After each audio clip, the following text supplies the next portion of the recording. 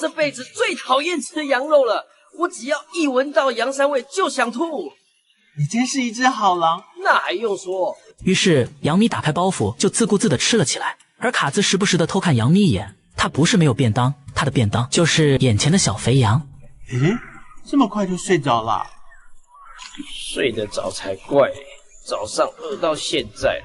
杨咪吃完自己的便当，也就放心睡去。这时卡兹却睁开了眼睛，他越看杨咪肚子越饿得难受，但想想这小家伙这么可爱，和他在一起又这么开心，卡兹陷入了挣扎。那要不行就吃他一只耳朵好了。他的牙齿在杨咪耳边咯吱咯吱地作响，杨咪顿时感到耳朵好痒，全身肉麻。卡兹的计划没有得逞，杨咪说时间差不多了，于是起身离开。看着远去的小肥羊，卡兹被饥饿冲昏头脑，冲上去就要吃了杨咪。杨咪一个回眸，又打消了他的念头。他支支吾吾地解释说，想知道以后何时可以一起看满月。杨咪